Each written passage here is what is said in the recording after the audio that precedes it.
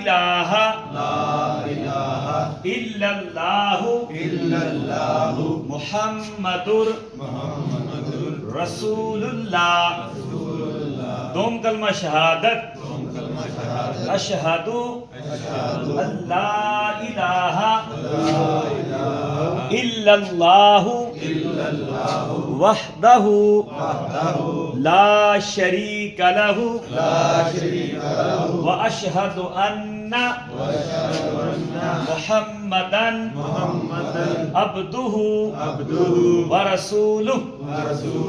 سوم کلمہ تمجید یغفر الذنوب جميعا انہ هو الغفور الرحیم. صدق اللہ مولانا العظیم.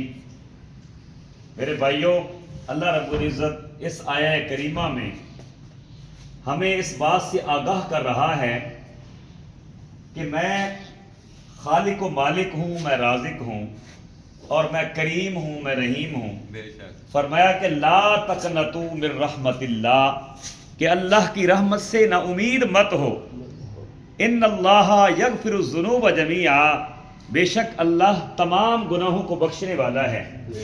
انہ هو الغفور الرحیم، بے شک وہ بخشنے والا ہے، وہ رحم فرمانے والا ہے. اس آیہ کریمہ میں اللہ رب العزت نے انسان کو حوصلہ دلایا. وہ لوگ جو مایوس ہو جاتے ہیں، جو اپنے گناہوں کے بعد اس حد تک مایوس ہو جاتے ہیں کہ ان کے ذہن میں ہوتا ہے کہ ہمارے گناہ جو ہیں وہ اللہ معاف نہیں کرے گا، یا ہم اتنے گناہ گار ہو گئے ہیں کہ ہو سکتا ہے کہ اب ہم پکے جہنمی ہو جائیں اور کبھی بھی جنت میں نہ جا سکیں. اللہ تبارک و تعالیٰ نے ان لوگوں کو جو مایوس ہیں، جو نا امید ہو چکے ہیں، ان کو اس آیہ کریمہ میں ایک امید دلائی ہے کہ اے لوگو تم اللہ کی رحمت سے نا امید مت ہو. بے شک اللہ تبارک و تعالیٰ تمام گناہوں کو بخشنے والا ہے.